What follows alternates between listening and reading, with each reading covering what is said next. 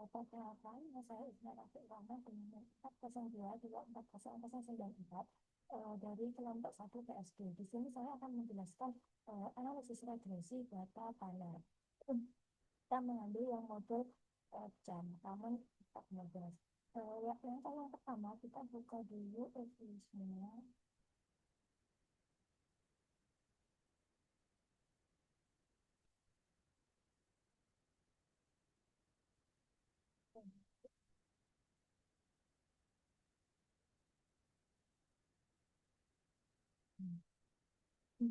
Kemudian kita mempunyai studi kasus, yaitu pengaruh financing deposito rasio dan biaya operasional terhadap pendapatan operasional terhadap return on asset. Penelitian ini melibatkan 4 perbankan syariah, yaitu Bank Muhammad Indonesia, Bank Aceh Syariah, BCA Syariah, Bank Panin Dubai Syariah dengan periode waktu 2017 sampai 2024. Di sini independennya FDR untuk X1-nya dan GOPO untuk X2-nya, serta dependennya yaitu ROA. Selanjutnya kita buka episode dulu. Kita klik new workfile. Untuk struktur type-nya kita pilih yang balance panel. Preferensinya ditetapkan annual aja. Start date-nya 2017. End-date-nya 2024. Number of cross-section-nya yaitu 4 karena tadi melibatkan 4 perusahaan. Kita oke dulu. Di sini sudah ada yaitu 32 observasi yang kita gunakan. Langkah selanjutnya kita klik SM Report. Kita pilih yang ada sendiri ini. Terus kita buka Excel-nya dulu, habis itu kita copy paste ya untuk datanya. Lalu kita masuk ke Office, langsung di copy. Terus kita melakukan uji deskriptif yang pertama. Kita klik view dulu, kita klik deskriptif stats, common sample. Kita first name underscore 1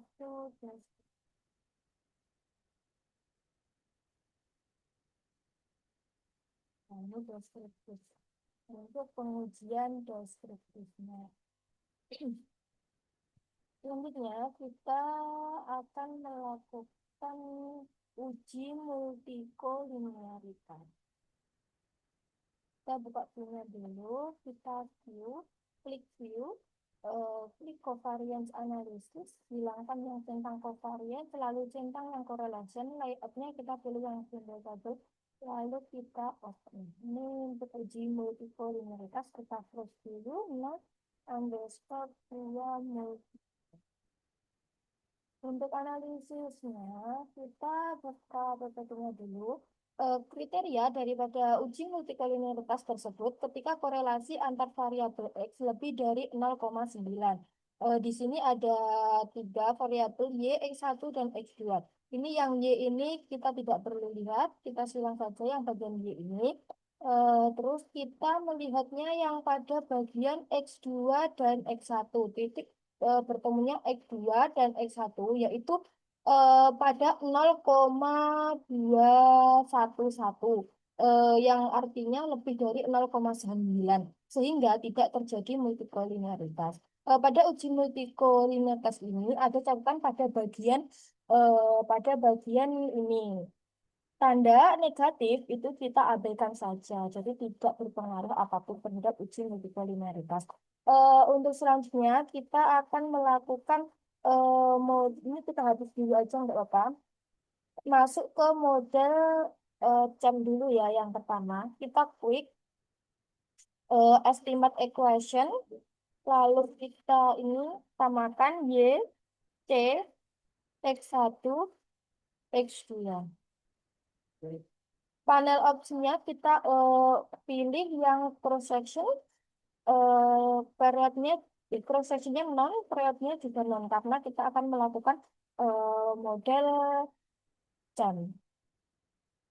Kita langsung oke, ini hanya udah keluar. Lanjut di bulan, nggak usah di dulu. Ini jam. Jam. Selanjutnya, kita eh, untuk di model jam ini kita perlu melakukan uji LM. Kita klik view dulu, lanjut klik fix random effect testing. Kita pilih yang uji LM ini, leverage multiplier. Hmm. Kita press then underscore pixel uji LM.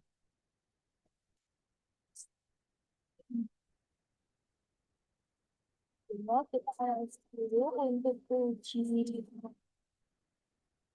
Kita pilih yang di Bruce Pagar. Prosesnya kita lihat yang ada di dalam huruf ini. Kriterianya H0, model CHAN lebih baik dibanding model RAN. Satunya, model RAN lebih baik dibanding model CHAN. Nilai probabilitasnya yaitu 0,2967. Maka probabilitasnya lebih besar dari 0,05. Maka gagal tolak H0 dan dapat disimpulkan bahwa CHAN lebih baik dibandingkan dengan RAM. Kita buat uji selanjutnya.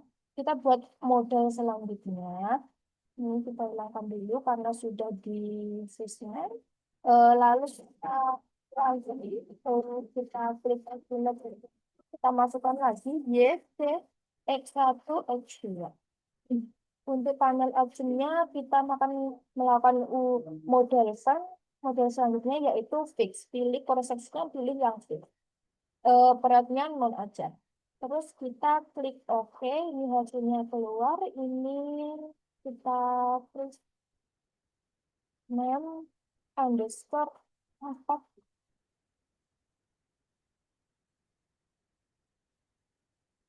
uji uji uji salah.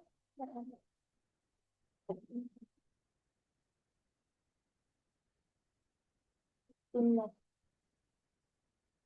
ini opsi. Oke, ini kita menang dulu. Kita menang dulu underscore scan. Terus kita ini kita akan melakukan uji eh, tahu itu kita pilih fix atau random effect plastik. Kita pilih ini yang likelihood ratio. Terus name underscore 4 uji jam. Untuk analisisnya, untuk yang jawab kita lihat pada cross section F-nya. Untuk kriterianya, H0 yaitu model jam lebih baik dibanding model FEM, H1-nya model FEM lebih baik dibanding model jam. Untuk nilai probabilitasnya di cross section F ini yaitu 0,6295 yang artinya lebih besar dari 0,05, maka gagal tolak H0 dan dapat disimpulkan bahwa jam lebih baik dibanding model FEM. Eh,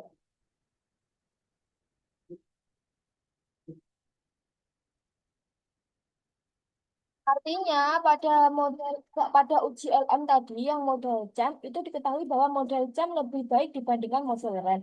Dan yang kedua yaitu uji Chow atau model SAM tadi juga diketahui bahwa model jam itu lebih baik dibandingkan model SAM. Jadi dapat kita simpulkan bahwa model terbaik pada eh, kasus ini yaitu model jam. Jadi kita tidak perlu melakukan uji selanjutnya. Tidak perlu melakukan uji hasil juga karena model terbaiknya sudah kita temukan. Lalu kita buka buka fishnya dulu, Esius.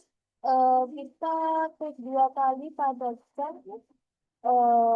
Ini kita fishnya dulu ya. Trisnam underscore 5 mostly perfect. Kita kasih nama. Lalu di sini kita akan melakukan uji selanjutnya, uji asumsi klasik. Yang pertama kita akan melakukan uji normalitas, kita klik view dulu, kita klik residual diagnostik, normalitas, kita case name underscore 6. Normal,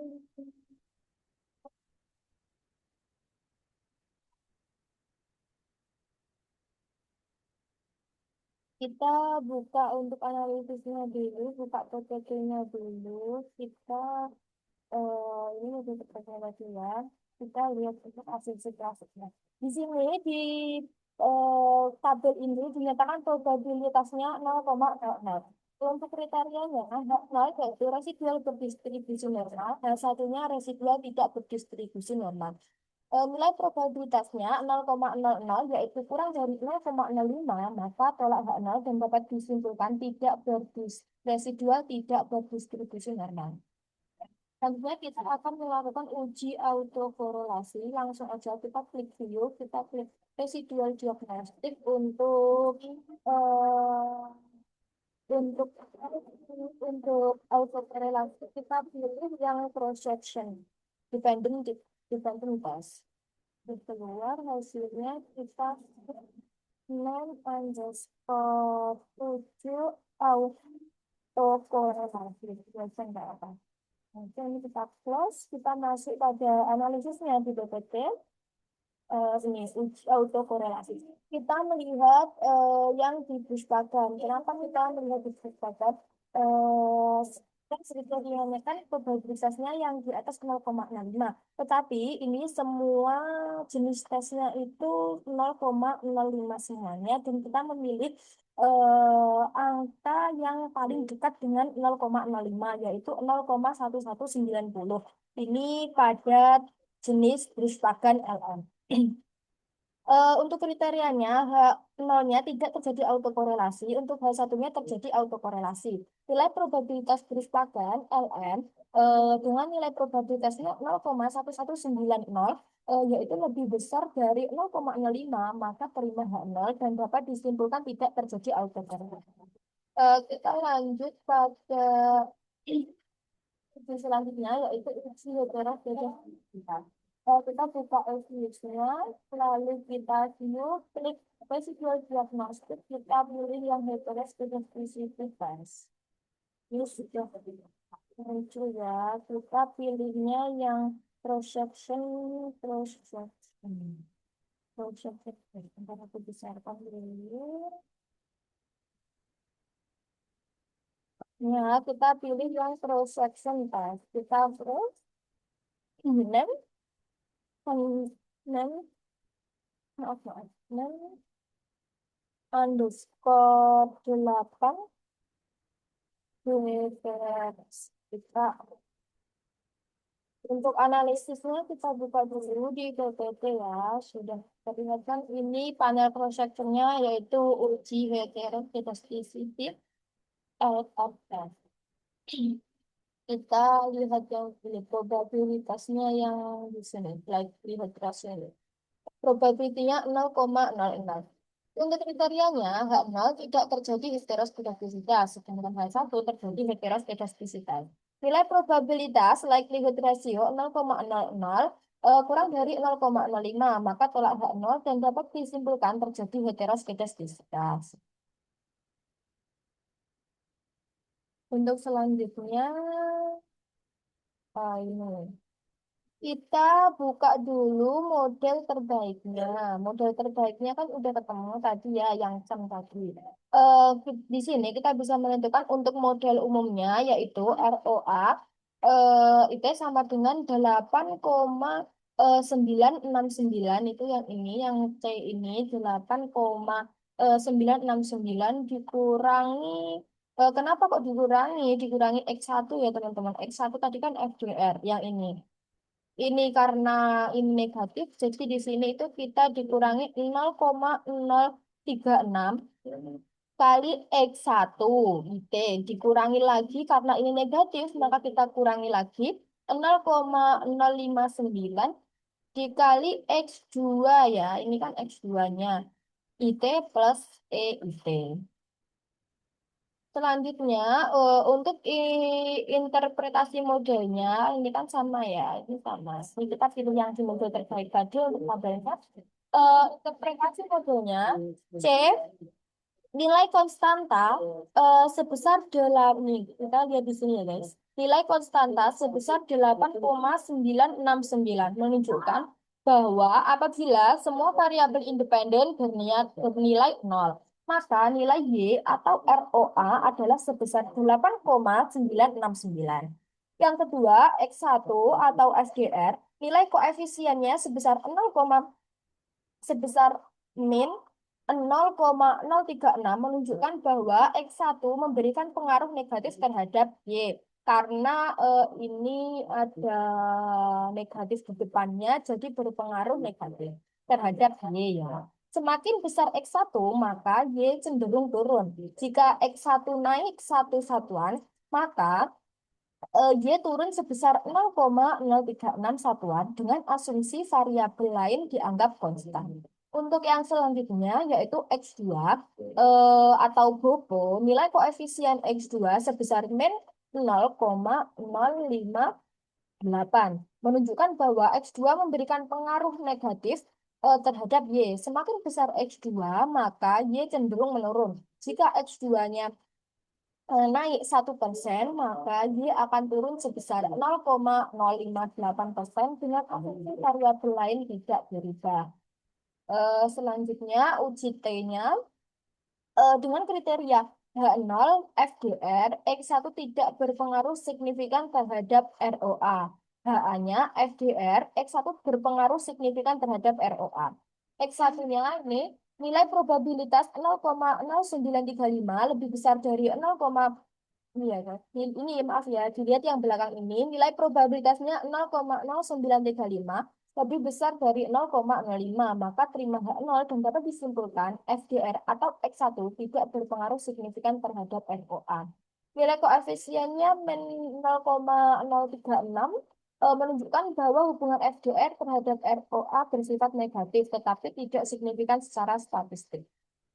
Selanjutnya yang X2 probabilitasnya 0,00 yaitu lebih kecil dari 0,05 maka tolak H0. Dan dapat disimpulkan Bobo atau X2 berpengaruh signifikan terhadap ROA. Untuk nilai koefisiennya min 0,059 ini kita bulatkan aja. Jadi min 0,059 min 0,06 maaf min 0,06 yang menunjukkan bahwa Bobo berpengaruh negatif terhadap ROA. Artinya semakin tinggi Bobo maka ROA cenderung menurun. Selanjutnya untuk analisis uji F. Kita lihat di F statistik dan probabilitas F statistiknya yang ada di bawah ini sudah dikotaki. Untuk kriterianya H0, FDR, dan Bobo tidak berpengaruh signifikan terhadap ROA secara simultan. H1-nya, FDR dan Bobo berpengaruh signifikan terhadap ROA secara simultan. Untuk analisisnya, nilai probabilitas F statistik yaitu 0,00 lebih kecil dari 0,05, maka tolak H0 dan dapat disimpulkan FDR dan Bobo berpengaruh signifikan terhadap ROA secara simultan. Untuk yang terakhir, itu ada koefisien determinasi. Kita pada koefisien determinasi ini kita melihat di R square dan adjusted square. Nilai adjusted R square sebesar 0,554 di sini ya. 0,554 yang menunjukkan bahwa FDR dan Bobo mampu menjelaskan 55,4% variasi ROA. Sisanya sebesar 44,6% dijelaskan oleh variabel yang tidak diteliti. Jadi itulah kesimpulan dari studi kasus kami dan analisis regresi panel pada data panel pada model jam ini. Lalu kita buka estimasinya. Ini sudah selesai, teman-teman. Kita close saja. Terus kita tulis, set, kita buka, hasil, hasil, Eh, eh, kita udah ini pilih ya pilih yang single position. Oke, ini bisa di close. Ya, ya, teman-teman, sekian dari penjelasan materi analisis data panel kelompok satu yang saya sampaikan. Apabila ada salah dan kurangnya, saya mohon maaf yang sebesar-besarnya. Dan kita perbaiki lagi di kemudian hari. Terima kasih. Wassalamualaikum warahmatullahi wabarakatuh.